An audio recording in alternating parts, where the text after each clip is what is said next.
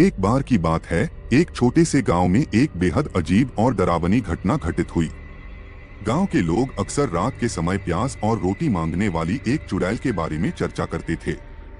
यह चुड़ैल इतनी भयानक थी कि उसकी एक झलक ही किसी को मौत के मुंह में धकेल देती थी।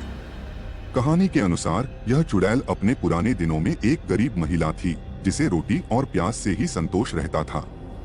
लेकिन एक दिन गांव के लोगों ने उसकी बुरी स्थिति पर ध्यान नहीं दिया और उसे तंग कर दिया।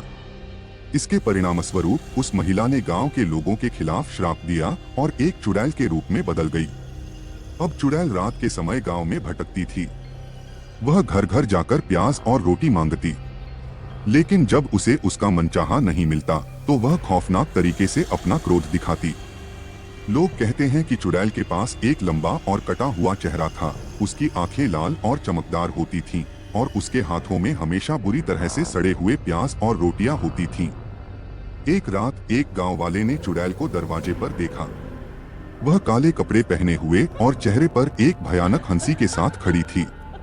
उस गांव वाले ने उसे रोटी देने का निर्णय लिया, लेकिन चुड़ैल ने उसे गुस्से में देखकर कहा, यह रोटी तुम्हारे काम की नहीं है, अब तुम्हारी बारी है। उसने तुरंत गांव वाले को अपने जादुई शक्तियों से घेर लिया और उसका चेहरा भयानक बना दिया। उस रात के बाद लोग और भी अधिक सतर्क हो गए और चुड़ैल के बारे में कहानियां गांव-गांव में फैल गईं। चुड़ैल की मांग पूरी करने के लिए अब हर कोई अपनी दरवाजों पर रोटी और प्याज रखता था, ताकि रात को चुड़ैल से बचा जा सके। समय बीतता गया, लेकिन चुड़ैल की कहानियां आज भी गांव में सुनाई जाती हैं। लोग मानते हैं कि अगर किसी ने रात के समय प्याज और रोटी बाहर रखी हो तो वह चुड़ैल से सुरक्षित रह सकता है।